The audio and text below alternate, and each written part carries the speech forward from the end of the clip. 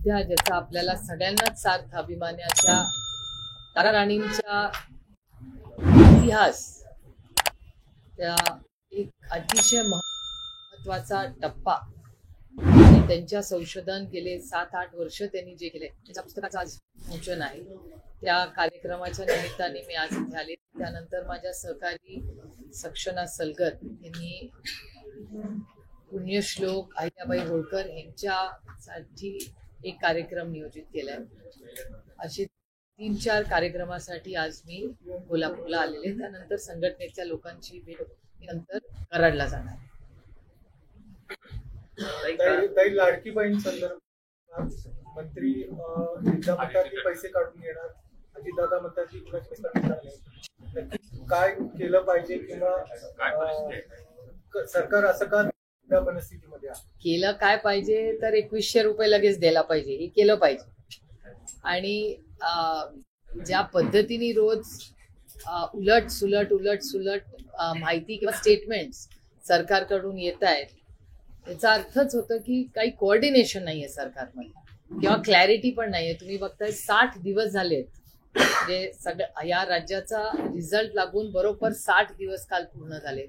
60 दिवसामध्ये मला आठवतं देवेंद्रजी जेव्हा आले होते तेव्हा त्यांनी 100 दिवसाचा कार्यक्रम द्यायचा निर्णय घेतला. तर 100 दिवसाचे 60 दिवस ते गेले, आता 40च राहिले.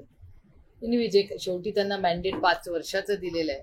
आगी देखील होत आहे, कारण का पॉलिसी लेवलला काही फार मोठ्या गोष्टी, कारण म्हणजे पालकमंत्रीपद, डिपार्टमेंट ह्याच्यातच गेले 2 महिने, 60 दिवस ह्याच्यातच गेलेले. आणि हे मी तुमच्याच चॅनलवर पाहते. शेतकरी कर्जमाफी संदर्भात अजितदादा म्हणाले मी असं कुठं बोललो होतो, तर हे एक प्रकारे दुर्भाग्य नाही का, कारण की त्यांनी इलेक्शन त्या मुद्द्यांवरती लढवली. देवेंद्र फडणवीसजींचं स्टेटमेंट मी ऐकलेलं आहे पार्लर तुमच्या सगळ्या चॅनलवर. 7-12 कोरा करू, सरसकट कर्जमाफी करू, हा शब्द देवेंद्रजींनी महाराष्ट्राला दिलेला आपण सगळ्यांनी तुमच्याही चॅनलवर, आम्हाला कुठून कळणार, तुमच्याच चॅनलवर कळणार ते मला नाही माहिती. सरकारचे मुख्यमंत्री देवेंद्र फडणवीस जी आहेत, आमची अपेक्षा आहे की त्यांनी सरसकट कर्जमाफी द्यावी. कांदा, सोयाबीन, कपास, दूध ह्याचा जो हमी भाव त्यांनी इलेक्शनमध्ये सांगितला होता तो पूर्णपणे द्यावा.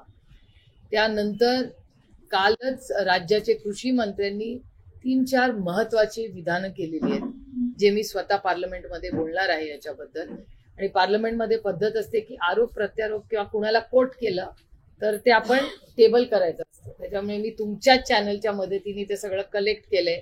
त्याची एक सगळं कागदपत्र एकत्र करून ते पेनड्राईव्ह मध्ये ठेवलंय आणि ती पेनड्राईव्ह मी पार्लमेंटमध्ये टेबल करणार आहे. कारण का त्यांनी 3-4 अतिशय महत्वाच्या मुद्द्यांबद्दल ते बोललेले आहेत.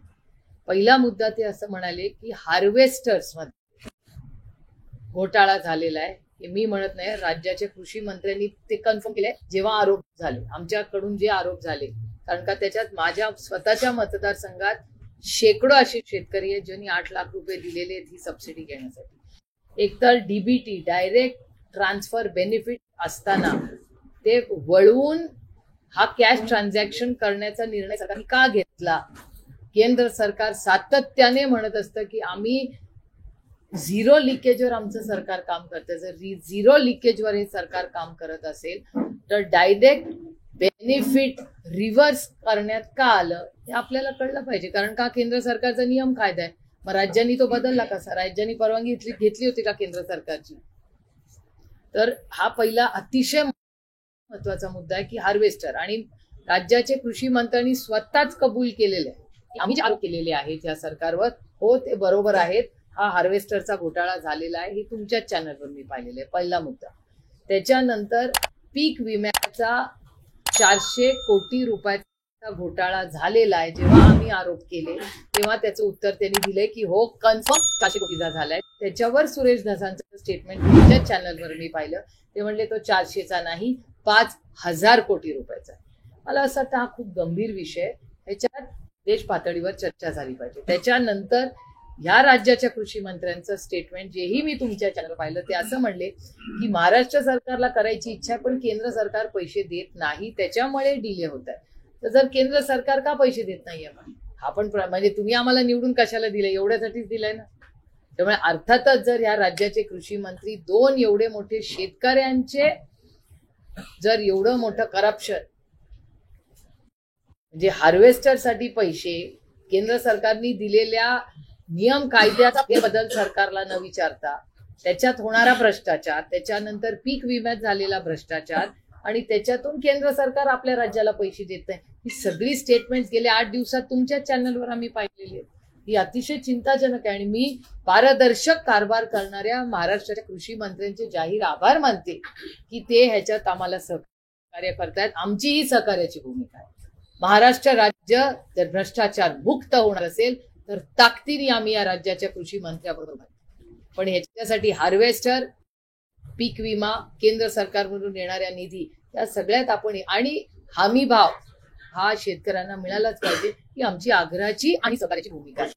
कृषी धोरण राज्य सरकार व्यवस्थित हाताळत नाही, राबवत नाही असा तुमचा आरोप असतो. दुसऱ्या बाजूला शक्तीपीठ महामार्ग मात्र शेतकऱ्यांच्या विरोधात असताना रेटण्याचा प्रयत्न आहे. मला असं वाटतं त्याचं आंदोलन कोल्हापूरमध्ये चाललंय. ह्या भागातले सगळे जरी लोकप्रतिनिधी म्हणून निवडून आले नसले तरी नैतिकता ही फार असते आणि ते पण कोल्हापूरच्या छत्रपती शाहू महाराजांच्या मातीत मोठे झालेले, त्या संस्कारात वाढलेले आमचे हे सगळे सहकारी आहेत.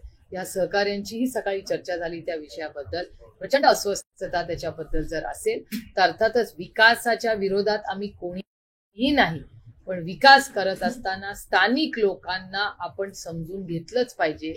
त्यांचं सहकार्य, शेवटी त्यांची जमीन जाणार आहे, त्यांच्याशी चर्चा केल्याशिवाय कुठलाही निर्णय घेऊ नये अशी आमची सरकार दरबारी विनंती आहे.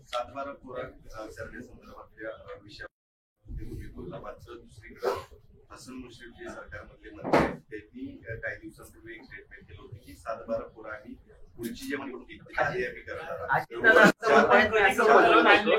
पण हसन मुश्रीफांचं मत नाही की आम्ही हे जो आश्वासन दिलं होतं ते 5 वर्षासाठी दिलेलं होतं, त्यामुळे पुढच्या निवडणुकीच्या आधी आम्ही केलं तर ते करू. हे मला सांगू नका, हे तुम्ही मतदारांना सांगा. कारण का हे असंच करतात इलेक्शन मध्ये, अशीच फसवाफसवी असते. कारण का गले की हड्डी तुम्हाला आठवत असेल, हे ते नुसतं नाही. आणि बरेच दिल्लीतले नेते म्हणाले की ये चुनावी जुमला था, अशी किती स्टेटमेंट्स येतात आणि पार्लमेंटमध्ये माध्यमातून ते बोलतात. त्याच्यामुळे दुर्दैव आहे. आम्ही इलेक्शन खूप सिरियसली घेतो.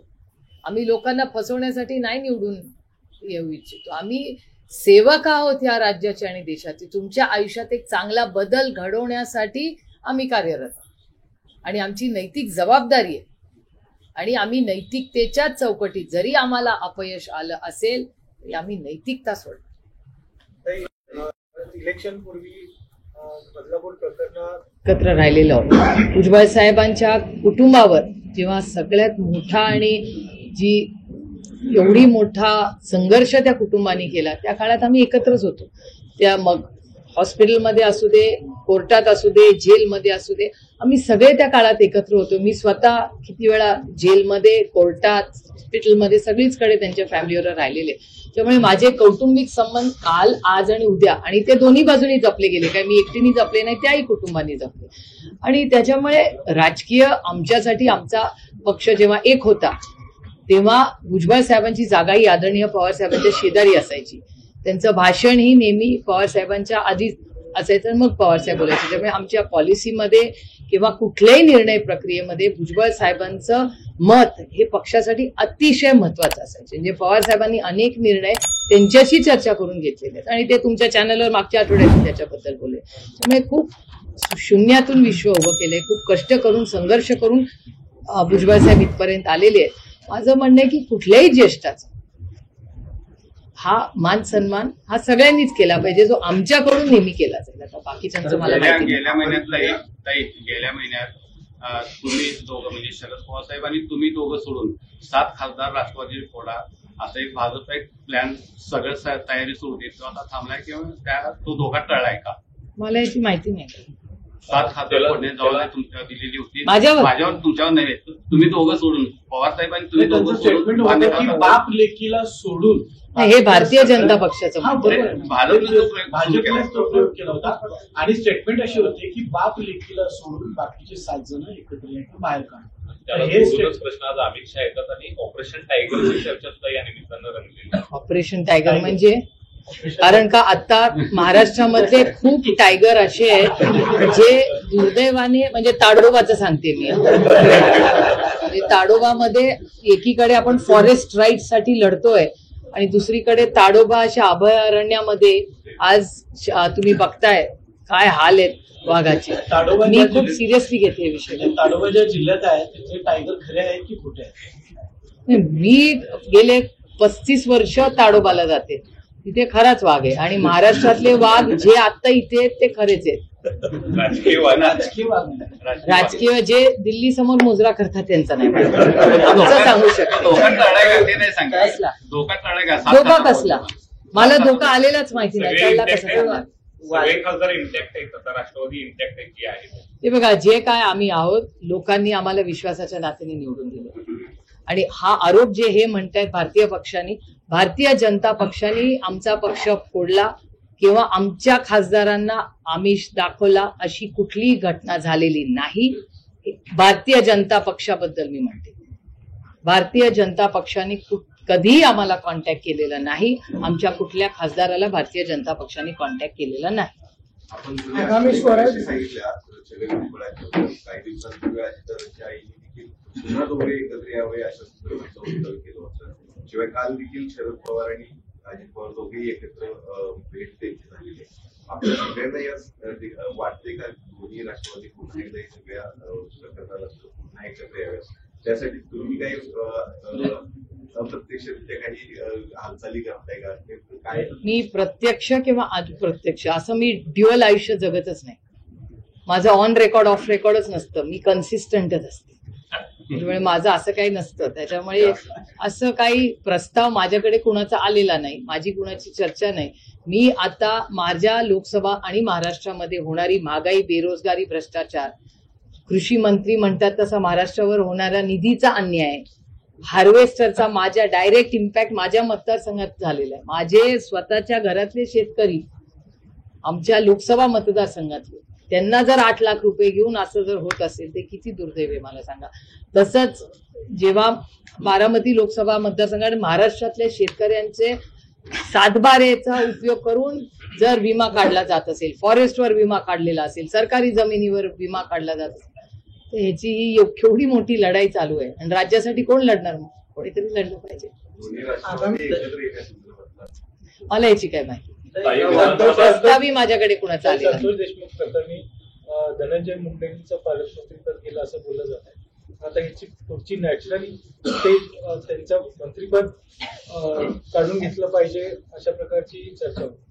काढून घ्यायच्या नसतात, काही गोष्टी नैतिकतेच्या असतात. आम्ही सेवेसाठी राजकारणात आलो. It's not an entitle job. हे का असं नसतं की माझी मक्तेदारी आहे की मी निवडून आल्यावर मी मंत्री झालंच पाहिजे, मला हाच पालकमंत्री मिळाला पाहिजे, हेच डिपार्टमेंट, असं नसतं.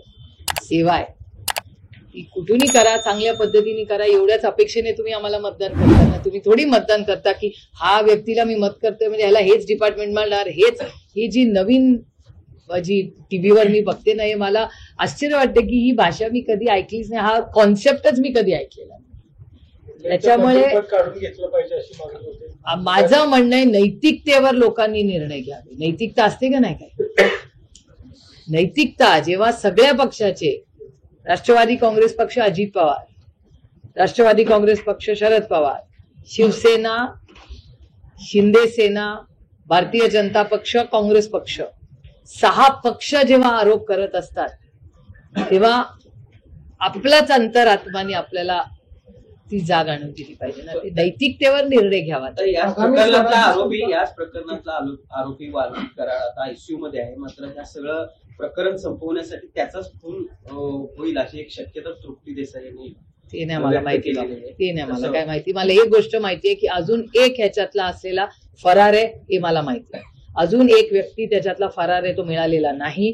आमची सगळ्यांची, सगळ्या म्हणून आम्ही म्हणलं 6 पक्षाची एकच मागणी होती की अनिल देशमुख साहेबांचं जेव्हा IQ गोष्टीवर आरोप झाला, त्यांच्या मागे इन्कम टॅक्स, CBI, ED लागली. या देशाने पाहिली किती वर्ष ते आत होते. भुजबळ साहेब, संजय राऊत साहेब, अनिल देशमुख साहेब, नवाब मलिक भाई, या सगळ्यांवर IQ गोष्टींवर सगळ्यांना अटक झाली, सगळे जेलमध्ये गेले. बरोबर? इथे तर प्रूफ आहे, रोज दाखवताय तुम्ही. आणि एक्स्टॉर्शन PMLA कायदा हा माननीय मनमोहन सिंग साहेबांच्या सरकारने आणला. PMLA मध्ये एक्स्टॉर्शन जर केलं तर त्याला ED लागते. हे मी नाही सांगते, कायदा सांगतो या देशात. हा देश कायद्याने चालला पाहिजे एवढीच आमची अपेक्षा आहे. आणि जर कोणी एक्स्टॉर्शन करत असेल, तुम्ही थोडासा विचार करून सांगा. एक्स्टॉर्शन जर लोक करायला लागले, इन्व्हेस्टमेंट्स नाही हॅम्पर होणार. माझी यांना मुख्यमंत्री साहेबांना एवढीच विनंती आहे की महाराष्ट्राचे खूप चांगलं इमेज महाराष्ट्र देशात नाही जगामध्ये आहे. इथे जर एक्स्टॉर्शनच्या गोष्टी व्हायला लागल्या तर राज्यात इन्व्हेस्टमेंट कशा येणार? याच्यासाठी आपण एक स्ट्रॉंग सिग्नल राजकारण बाजूला ठेवून माणुसकीच्या नात्याने महाराष्ट्राच्या साठी एवढं मोठं मॅन्डेट या सरकारला मिळाले, कुठलाही निर्णय ते घेऊ शकतात. मग ते का नाही घेतायत याचं उत्तर मला मिळत नाही. राज्यातल्या गुंतवणुकीचा आता उल्लेख केला तर महाराष्ट्रामध्ये जी गुंतवणूक होते ती प्रामुख्याने मुंबई, ठाणे, पुणे आणि नागपूर एवढ्या पुरते होते. राज्याचा समतोल विकास होण्याची अपेक्षा आहे ते घडतं नाही. महत्वाची गोष्ट की मी अजून वाट बघते मुख्यमंत्री याचे, म्हणजे त्यांची प्रेस आली की आणि डिटेल्स करतील. पण बरेचसे असे आहेत करार, म्हणजे जे करार झाले त्याचं स्वागतच आहे. महाराष्ट्रात इन्व्हेस्टमेंट येणार असेल तर अर्थातच आम्ही त्याचं स्वागत करू. पण त्याचबरोबर बऱ्याचशा अशा इन्व्हेस्टमेंट्स आहेत ज्या भारतीय कंपन्यांच्याच आहेत. म्हणजे तुमच्या चॅनलवर मी सज्जन जिंदलांचा फोटो पाहिला, अमित कल्याणींचा फोटो पाहिला, असे बरेच भारतीय. म्हणजे सज्जन जिंदल हे माननीय मुख्यमंत्र्यांच्या घरापासून 3ऱ्या मिनिटावर राहतात. 3 चालत 7 मिनिटं, गाडीने 3 मिनिटं. आता दावोसला तो करार करण्यात काय त्यांचा हेतू होता हे माहिती नाही, ते आल्यावरच कळेल आपल्याला. विधानसभा निवडणुकीत मधलं अपयश आणि आता स्थानिक स्वराज्य संस्था येऊ घातल्या, या दरम्यान प्रदेशाध्यक्ष पदासह एकूणच पक्ष बांधणी संदर्भात पक्ष काय करतो? नाही, पक्ष बांधणी तर करावीच लागेल. यश अपयश येत राहतो म्हणून काय थोडी निराश होतं. आणि एक तुम्ही विसरता की 1 कोटी लोकांनी आम्हाला मतं दिली आहे. आणि एक तुम्ही हिशोब बघा, या राज्यामध्ये 50-60% पुढे मतदान जात नाही. ह्याचा अर्थ म्हणजे या राज्यातले फक्त हिशोबाला मोठा धरूया 50% लोकांनी मतदान केले हिशोबाला, त्यातल्या 50% लोकांनी ह्यांना केले. म्हणजे 25% लोकांनी जर तर 75% लोक अजून त्यांच्या विरोधात आहेत ना, असं होत नाही. आणि जी अर्थातच शेवटी जो जिंकता वही सिकंदर, त्याच्यामुळे अर्थातच आम्ही अतिशय प्रांजळपणे आमचं झालेलं अपयश हे आम्ही कबूलच करायला पाहिजे. मग आता मशीन झालं का, काय सेटिंग झाल्या का, मतदार याद्यांचे प्रश्न, एक प्रश्न लोकांच्या मनात आहेच. मी काल पुरंदरला गेले होते. पुरंदरला मी काही मुलांनी माझी गाडी थांबवली तर मी हात करायला उतरले, तर एक असे जराशे वयस्कर ग्रस्त होते. त्यांनी असे डोळे मिचकत माझ्याकडे बघितलं आणि म्हटलं सुप्रिया, म्हणलं हो. ते म्हणलं अरे इथे काय काढलं, दौरा होता आम्हाला कसं कळलं नाही. म्हणलं नाही मी दौंडला चालले पुरंदरमधून, सासवडचा कार्यक्रम करून चालले होते. ते म्हणले शक्यच नाही संजय जगताप हरणं. अरे काय करणार, आता झालं अपयश झालं, आता झाले 2 महिने कामाला लागूया. ते म्हणले नाही आम्ही सगळ्यांनी मतदान केलं, काँग्रेस आणि राष्ट्रवादीला, त्याच्यामुळे शक्यच नाही संजय पडणं. तुम्ही बघा आम्ही म्हणतोय कागदावर घ्या. आता ह्या माणसाला तिथे ना टीव्ही होता, ना चॅनल होतं, ना माझा ठरलेला कार्यक्रम होता. पण ही अर्थातच मायबाप जनतेमध्ये ही भावना आहेच ना, आणि चर्चा तर झालीच आहे ना त्याची खूप. आणि माझं अजिबात म्हणणं नाही की मी रडीचा डाव खेळणार नाही, मी त्याच मशीनवर निवडून आले. पण ऍट द सेम टाइम काहीतरी समथिंग इज मिसिंग. काय आहे त्याच्यावर मला सांगता येत नाही तुम्हाला, पण ते पुढच्या काही काळामध्ये कळेल. हो नाही कागल किंवा ह्यांच्याकडे, म्हणजे मला कुणाच्या बद्दल काही बोलायचं नाहीये, पण काहीतरी फॅक्ट चेक करूया. आता ह्यांच्या विरोधात जे ग्रहस्थ आता आमदार झालेले आहेत ते किती वर्ष कुठे जाऊन आले आहेत हे सगळ्या माहिती आहे ना. किती वर्ष होते ताई? 12 वर्ष ना. हा नाही ते नाही, मी हिस्ट्री विचारते. वेगळ्या ठिकाणी होते 12 वर्ष खरे. मग 12 वर्ष ज्या ग्रहस्थांनी ती सेवा केली, आणि इथे एक सुसंस्कृत सुशिक्षित महिला काहीतरी करी पाहते इथे पण, म्हणजे मी स्वतः पाहिले. आणि मी त्यांच्या बाजूनी किंवा असं बोलत नाही, पण मला त्या घरातल्या त्या महिलेचाच सार्थ अभिमान. कारण का ज्या पद्धतीने त्या लढल्या ईडीच्या विरोधात, मला अभिमान वाटतो त्या महिलेचा. आजही काय संघर्ष तिने केला असेल की आपल्या घरात ईडी येते पण ती म्हणली अजिबात ईडीने माझ्याकडे यायचं नाही. माझ्या नातवंडांचं दूध आल्याशिवाय मी ईडीच्या लोकांना आत घेणार नाही. हिंमत लागते त्याला बोलायला. मारायचं तर गोळी मारा. कुठल्या महिलेमध्ये अशी हिंमत आहे बघा. It's too good. म्हणजे मला त्यांच्यातून असं वाटतं, उत्साह येतो की बापरे, घरातले पुरुष जरी बाजूला कॉम्प्रोमाइज करायला तयार असतील तरी या घरातल्या महिला बघा, हे तुमच्या तारा राणींची माती आहे. त्या सगळ्या महिला स्ट्रॉंग आहेत कोल्हापूर. कोल्हापूर जिल्हा हा म्हणजे आश्चर्य मला काय वाटतं की ईडी एवढी असताना एखादा पुरुष ईडीला घाबरतो पण ईडीला महिला घाबरत नाही. ही पण एक गोष्ट आहेच ना. केंद्रात विरोधी पक्ष सक्षम आहे, विरोधी पक्ष नेता आहे, परंतु कुठेतरी इलेक्ट्रल रिफॉर्म्स हवे. पैशाचा जो भरमसाठ वापर होतो किंवा अँटी डिफेक्शन कायद्याचा गैरवापर होतो, त्या संदर्भात विपक्ष कुठं फारसा आवाज, तेच अदानी अंबानी हेच कथन सेशन. इलेक्टोरल रिफॉर्म्सवर खूप चर्चा झाली. आम्ही चर्चाही मागितलेली आहे. त्याच्यामुळे ह्याही सेशन मध्ये काय इलेक्टोरल बॉन्ड्स बद्दल तर सरकारने युटर्न केलेलाच आहे केंद्र सरकारने. इलेक्टोरल बॉन्ड्सवर आता इलेक्टोरल बॉन्ड्स होणार नाही असं दिसतंय एकूण कोर्टाच्या पण इंटरव्हेन्शन नंतर. त्यामुळे बघूया पुढे काय होतं. पण पैशाचा जो वापर होतो याच्या बाबतीत आपल्याला सगळ्यांनाच एक समाज म्हणून त्याच्यात चर्चा करावी लागेल. कारण का मी बघते लोकांना, म्हणजे मला याचा अनुभव नाही, पण लोकांच्या चर्चेतून येतं की या इलेक्शनमध्ये प्रचंड पाकिटं वाटली गेली असं पत्रकार म्हणतात. मी म्हणत नाही, पत्रकारांच्या चर्चेतून प्रश्नातून ते. मार्कडवाडी देशाच्या केंद्रस्थानी आलं होतं, त्यानंतर कुठेतरी ती मोहीम थंड झाली आहे. थंड नाही झाली आहे. दिल्लीला गेलेत ना उत्तम जानकरजी. फक्त ती मर्यादित नाही, ते कव्हर होत नाहीये. हा, मी मर्यादित म्हणजे ते एका मतदारसंघापुरतं ते आवाज उठवत आहेत. परंतु इलेक्शन कमिशनकडे इलेक्शन झाल्यानंतर आपण काही आमची केले होते. हो, केले होते ना सगळे उत्तर. इलेक्शन कमिशनने आम्हाला दिलेली नाही. आम्ही तर जाऊन आलो. ऑल पार्टी मीटिंग गेली, काँग्रेसचे लोक वेगळे जाऊन आले. उत्तम जानकरजी आता दिल्लीत आहेत ऍज वी टॉक. त्यांच्याच वेळ आम्ही अरविंद केजरीवालांची वेळ मागितली आहे त्यांना भेटायला जायला. कारण का जे तिकडे झालं ते अरविंद केजरीवालांच्या इलेक्शन मध्ये होऊ नये याच्यासाठी आमचे प्रयत्न चालू. मुंबईमध्ये अनेक ठिकाणी जे डोंगराळ भाग आहेत त्या ठिकाणी झोपडपट्टी मोठ्या प्रमाणावरती आहे. सरकारनं खरं तर त्या ठिकाणी भिंत बांधणं गरजेचं आहे. त्या ठिकाणी भिंत बांधण्याचा दावा केला जातो आणि त्यामध्ये शेकडो कोटी रुपयांचा भ्रष्टाचार झाल्याचं आता समोर आले आहे. कसं पाहता याकडे? आमची सगळे मुंबईचे महाविकास आघाडीचे लोकांनी त्याची इन्क्वायरी मागितलेली आहे. इन्क्वायरी झाल्यावर कळेल. लाडक्या बहिणीमध्ये बांगलादेशी बहिणींचा सुद्धा समावेश झालाय. काल 2 तहसीलदार, नायब तहसीलदारांचं निलंबन सुद्धा पण इलेक्शन नंतर चाललंय. हो, सिस्टम तीच आहे ना. मग हे इलेक्शनच्या आधी कसं काय फॉर्म भरूनच कसे घेतले, फॉर्म भरून कसे घेतले हा एक मोठा प्रश्न आहेच. म्हणजे मग इलेक्शनच्या आधी एक नियम कायदे आणि इलेक्शनच्या नंतर एक नियम कायदे आणि सिस्टम तीच आहे, लोक तेच आहेत, एंट्री करणारा तोच व्यक्ती आहे. बच्चू कडू वारंवार दावा करतायत की येत्या काळामध्ये शरद पवार गट आणि ठाकरे गट दोघंही केंद्रात भाजपला पाठिंबा देतील. का हा दावा केला जातो? उत्तर त्यांनाच विचारावं लागेल, मी कसं सांगणार. प्रदेशाध्यक्ष बदलासंदर्भातली चर्चा साहेबांसमोर कुठे झाली होती? मी त्या मीटिंगला होते, माझ्या कानावर असं काय आलेलं नाही.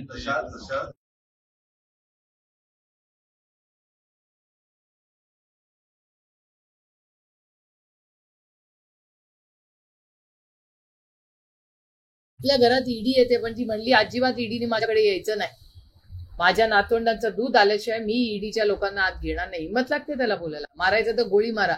कुठल्या महिलेमध्ये अशी हिंमत आहे बघा. It's too good. म्हणजे मला त्यांच्यातून असं वाटतं, उत्साह येतो की बापरे, घरातले पुरुष जरी बाजूला कॉम्प्रोमाइज करायला तयार असतील तरी या घरातल्या महिला बघा, हे तुमच्या तारा राणींची माती आहे. त्या सगळ्या महिला स्ट्रॉंग आहेत कोल्हापूर जिल्हा. म्हणजे आश्चर्य मला काय वाटतं की ईडी एवढी असताना एखादा पुरुष ईडीला घाबरतो पण ईडीला महिला घाबरत नाही. ही पण एक गोष्ट आहेच ना. केंद्रात विरोधी पक्ष सक्षम आहे, विरोधी पक्ष नेता आहे, परंतु कुठेतरी इलेक्ट्रल रिफॉर्म्स हवे. पैशाचा जो भरमसाठ वापर होतो किंवा अँटी डिफेक्शन कायद्याचा गैरवापर होतो, त्या संदर्भात विपक्ष कुठं फारसा आवाज, तेच अदानी अंबानी हेच कथन सेशन. इलेक्टोरल रिफॉर्म्सवर खूप चर्चा झाली. आम्ही चर्चाही मागितलेली आहे. त्याच्यामुळे ह्याही सेशन मध्ये काय इलेक्टोरल बॉन्ड्स बद्दल तर सरकारने युटर्न केलेलाच आहे केंद्र सरकार. इलेक्टोरल बॉन्ड्सवर आता इलेक्टोरल बॉन्ड्स होणार नाही असं दिसतंय एकूण कोर्टाच्या पण इंटरव्हेन्शन नंतर. तेव्हा बघूया पुढे काय होतं. पण पैशाचा जो वापर होतो याच्या बाबतीत आपल्याला सगळ्यांनाच एक समाज म्हणून त्याच्यात चर्चा करावी लागेल. कारण का मी बघते म्हणजे मला याचा अनुभव नाही, पण लोकांच्या चर्चेतून येतं की या इलेक्शनमध्ये प्रचंड पाकिटं वाटली गेली असं पत्रकार म्हणतात, मी म्हणत नाही. पत्रकारांच्या चर्चेतून प्रश्नातून त्यानंतर कुठेतरी ती मोहीम थंड झाली आहे. थंड नाही झाली आहे. दिल्लीला गेलेत ना उत्तम जानकरजी. फक्त ती मर्यादित नाही, ते कव्हर होत नाहीये. हा, आणि मर्यादित म्हणजे ते एका मतदारसंघापुरतं ते आवाज उठवत आहेत. परंतु इलेक्शन कमिशनकडे इलेक्शन झाल्यानंतर आमचे गेले होते ना सगळे उत्तर इलेक्शन कमिशनने आम्हाला दिलेली नाहीत. आम्ही तर जाऊन आलो, ऑल पार्टी मीटिंग गेली, काँग्रेसचे लोक गेले, उत्तम जानकरजी आता दिल्लीत आहेत ॲज वी टॉक. त्यांच्याच वेळ आम्ही अरविंद केजरीवालांची वेळ मागितली आहे त्यांना भेटायला जायला. कारण का जे तिकडे झालं ते अरविंद केजरीवालांच्या इलेक्शन मध्ये होऊ नये याच्यासाठी आमचे प्रयत्न चालू. मुंबईमध्ये अनेक ठिकाणी डोंगराळ भाग आहेत, त्या ठिकाणी झोपडपट्टी मोठ्या प्रमाणावरची आहे. सरकारनं भिंत बांधणं गरजेचं आहे. त्या ठिकाणी भिंत बांधण्याचा दावा केला जातो, त्यामध्ये शेकडो कोटी रुपयांचा भ्रष्टाचार झाल्याचा आता समोर आलाय. कसं पाहता याकडे? आमची सगळे मुंबईचे महाविकास आघाडीच्या लोकांनी त्याची इन्क्वायरी मागितलेली आहे. इन्क्वायरी झालं कळेल. लाडक्या बहिणीमध्ये बांगलादेशी बहिणींचा सुद्धा समावेश झालाय. काल 2 तहसीलदार नायब तहसीलदारांचं निलंबन सुद्धा पण इलेक्शन नंतर चाललेलं. हो, सिस्टम तीच आहे ना. मग हे इलेक्शनच्या आधी कसं काय फॉर्म भरूनच कसे घेतले, फॉर्म भरून कसे घेतले हा एक मोठा प्रश्न आहेच. त्याच्यामुळे इलेक्शनच्या आधी एक नियम कायदे आणि इलेक्शनच्या नंतर एक नियम कायदे आणि सिस्टम तीच आहे, लोक तेच आहेत, एंट्री करणारा तोच व्यक्ती आहे. बच्चू कडू वारंवार दावा करतायत की येत्या काळामध्ये शरद पवार गट आणि ठाकरे गट दोघंही केंद्रात भाजपला पाठिंबा देतील. का दावा केला जातो? उत्तर त्यांनाच विचारावं लागेल, मी कसं सांगणार. प्रदेशाध्यक्ष बदलासंदर्भात चर्चा झाली होती. साहेबांसमोर कुठे झाली होती? मी त्या मीटिंगला होते, माझ्या कानावर असं काय आलेलं नाही.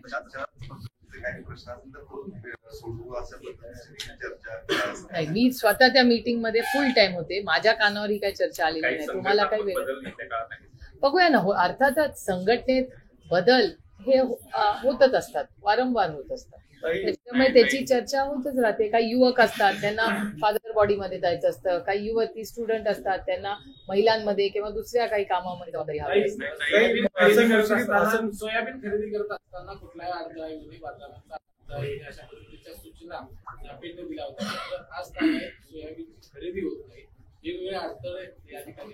हो, याच्याबद्दल तुम्हीही बोलता आणि आम्ही बोलते. मी सोयाबीन, कपास, दूध आणि कांदा ह्याच्याबद्दल गेले 2 वर्ष वारंवार बोलते. पॉलिसी लेवलला महाराष्ट्र आणि केंद्र सरकार वारंवार बोलतोय आम्ही. हसन मुश्रीफांनी मध्यंतरी म्हटलं होतं की विकास कामांना कात्री लावायला लागली तरी चालेल, परंतु लाडकी बहीण असेल किंवा फ्री इलेक्ट्रिसिटी असेल किंवा एसटीचा प्रवास असेल महिलांना, ह्या बंद होणार नाहीत. तर ह्याच्याकडे विकास कामांना कात्री लावावी लागली तरी चालेल, हे कुठं तर धास्ती आणणारं वक्तव्य आहे राज्याची. हे धास्ती नाही, फॅक्च्युअलच आहे. आम्ही तर गेले 2 वर्ष म्हणतोय. ज्यांनी राज्याच्या बजेटचा आणि देशाच्या बजेटचा अभ्यास केला असेल, माझ्यासाठी हे नवीन नाहीच आहे. मला काय आश्चर्य वाटत नाही, कारण का हा डेटा सांगत होता ना, लोन किती आहे, आपण इंटरेस्ट किती भरतोय. FRBM act, fiscal deficit management act जो आहे केंद्र सरकारने अटलजींनी केलेला आहे, तो पुढे मनमोहन सिंग साहेबांनी पुढे चालला, ज्याला FRBM ऍक्ट म्हणतात. उसकी धज्जिया उडा दी यार सरकारने. महाराष्ट्राचं नाही, अनेक राज्यांनी फिस्कल डेफिसिट मॅनेजमेंट मी तर किती वेळा बोलले याच्यावर. 27-28 पर्यंत महाराष्ट्राची $1 ट्रिलियन करणार आहोत असे टार्गेट ठेवलं. कितपत फिजिबल वाटतं? It is so easy to do it. ते सरकार नाही करत, तुमच्यासारखे लोक करतात. त्याला काय फक्त सरकार लागत नाही. एक फास्टेस्ट ग्रोईंग इकॉनॉमी म्हणून आपल्या देशात आपली लोकसंख्या, आपलं कन्झम्पन, याच्यात $1 ट्रिलियन इकॉनॉमी करायला तुमचा कोणी असेल ना इकॉनॉमिस्ट कोल्हापूरमध्ये, त्यांना विचारा. त्याला काय म्हणजे मला तेवढं कळतंय. It's not so hard to do it. No government त्याच्यात तुमच्या आयुष्यात कुठला इम्पॅक्ट करणार आहे, तुम्हाला फक्त उत्तर द्या. $1 ट्रिलियन इकॉनॉमी नाही, काय पडणार आहे मला सांगा ना. इकॉनॉमी साईज जरी वाढली तरी अनएम्प्लॉयमेंट आणि जर फिस्कल डेफिसिट मॅनेजमेंट होत नसेल, महागाई होणार असेल, तर इकॉनॉमी नुसती वाढून वाढून वाढून $90 झालं असेल. These are all data numbers. I am not an economist, मला हे कळतंय. हे सरकार काहीतरी मला म्हणजे मी तर पार्लमेंटमध्ये जेव्हा बोलतात ना तेव्हा मी शांत बसते, कारण का इट्स टू फनी जेव्हा हे असं बोलतात. म्हटलं म्हणजे या राज्यातले आणि देशातले इकॉनॉमिस्ट कपाळाला हात लावून बसतात, काय चालेल. तुमच्या चॅनलवर बोलतात ना ते सगळे तुमच्या चॅनलवर असतात, हे सगळं बोलतात. ताई एक प्रश्न आहे. महायुतीचा शपथविधी झाला, एक मुख्यमंत्री 2 उपमुख्यमंत्र्यांनी शपथ घेतली. त्यानंतरची चर्चा सुरू होती की जयंत पाटील साहेब नाराज आहेत आणि तिसरं उपमुख्यमंत्री पद त्यांच्यासाठी राखीव आहे. जयंत पाटील नाराज झाले काय आता? जयंत पाटील नाराज झाले काय आता? ते मी पहिल्यांदाच ऐकते. काय lot of manufacturing in Kolhapur. मला उप काय नवीन काय झालंय? पालकमंत्र्यावर एवढी चर्चा मी आयुष्यात पहिल्यांदाच ऐकली आहे.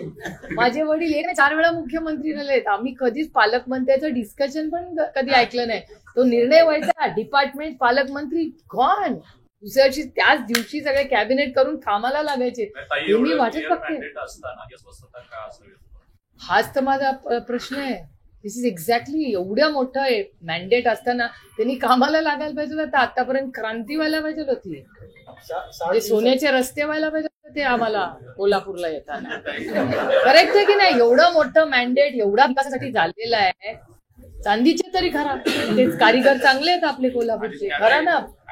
जे सुजलाम सुफलाम, कोणीही घरी नाही, सगळ्यांना चांगल्या नोकऱ्या, सगळ्यांच्या घरात गाड्या, सगळ्यांचे चांगले बंगले, सगळ्यांची मुलं चांगली शिकलेली.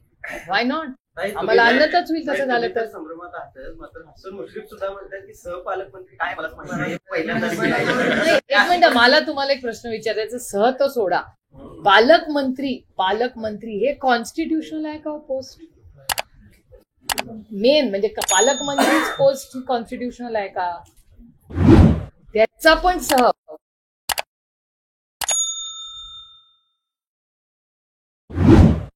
गरजा हिंदुस्तान चॅनलला सबस्क्राईब करा आणि ताज्या घडामोडी जाणून घेण्यासाठी बेल आयकॉनवर प्रेस करा.